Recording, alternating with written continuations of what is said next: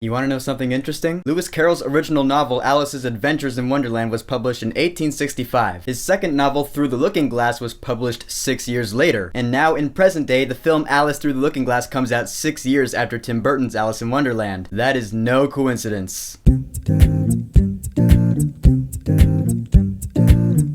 Alice Through the Looking Glass. So Alice Through the Looking Glass is the sequel to the 2010 Alice in Wonderland film directed by Tim Burton, which I will say right now, I love that movie. I know it got mixed reviews when it came out, but I must have seen it like, 5 times in theaters? Because that film is such an epitome of the classic work of the team of Tim Burton and Johnny Depp and my man Danny Elfman. And now they're back at it again. So in this film, is 3 years after the 2010 film, we have Alice, once again played by Mia Wasikowska. She goes back to Underland because the Mad Hatter's not feeling so well. He misses his family, because his family's all gone. And he's getting really sick and he doesn't have too much time left, so Alice has to go back in time to rescue the Mad Hatter's family. So we have a time travel movie set in Wonderland. It's like a win plus win. Now I know that Tim Burton is not the director of this film. I think this is actually a first-time director. Tim Burton's producing this. So I had a small fear in the back of my head that, oh, this might not have the same flavor as the first one. I mean, it probably will, because looking at the trailers, it looked pretty much the same. But oh man, when that music started to cue up and the Cheshire Cat's smile became the moon in the sky, I was like, dude, I'm back! This film has exactly the same coat of paint as the first one, and that makes me really happy. We've got all the characters from the first film. We got the Cheshire Cat, who I really love, as you can tell. You have the March Hare, you have the Dormouse, you have all the little characters, the Tweedles, and you have the return of Johnny Depp as the Mad Hatter. Now, when he first came on screen in this film, he didn't seem like the same person he was in the first film, which kind of scared me for a little bit, but they actually explained why he was that way for this scene. And as the movie goes on, you're like, okay, there's the Mad Hatter I remember. He's still got his muchness. And Helena Bonham Carter is back as the Red Queen. Off with her head! These are the kinds of roles that Helena Bonham Carter was born to play. She had so much fun playing this role because she's crazy. And you have the new character, Sacha Baron Cohen, as Time, as in the physical embodiment of time. And I actually really liked him. He was fun, he was goofy, he was also crazy. I mean, pretty much everyone in Underland is their own form of crazy. That's one of the reasons I love it so much. But I liked his whole time spiel in this film, and of course it did make for some really funny time puns. I'm not gonna give any away, but there's one that was said by the Cheshire Cat. Oh my god, it was so funny. And the plot of the film did actually have some unexpected plot twists, which I personally wasn't expecting. I mean, it's another Alice film. We pretty much know how it's gonna play out, or at least we think we do, which is pretty much how it is for most of the film, but then something happens, like out of the blue, you're like, oh my goodness, that happened. Gotta give the movie points for that. But it also had some conveniences. So if you're like, oh my god, we gotta get this done, how are we gonna do it? Oh, there's something right there, there's a solution. Oh, that's convenient. That happened a couple of times. And the visual effects. I feel like I shouldn't have to touch on these because you saw a lot of the visual effects in the trailer. Is it over CGI? Yeah, absolutely, duh. Does it look real? Yes and no. There were some scenes where it looked totally fake, and there are some scenes where I'm like, yeah, she's really there. And again, the first one had a lot of fake looking CG as well, but that never bothered me because the story and the characters and the writing and the music just sucked me in. And that is also the case with the sequel. And the soundtrack, the score. I love Danny Elfman's score from the first Alice in Wonderland film. It's one of my favorite scores by him. So when I heard the previous themes from that film in this one, I was like, oh my god, I'm back. That is why Danny Elfman is the man. I am so getting this soundtrack, dude. In the end, I had a blast with this movie. I understand not everyone's gonna love it, but I love it. I love the characters, I love the world, I love the story, I love the music. It falls just short of my best rating, but I will certainly say, go see this movie while it's in theaters. So, Alice Through the Looking Glass. Have you seen it? What did you think about it? And what do you think about the 2010 film? Whatever you think, go ahead and leave a comment. And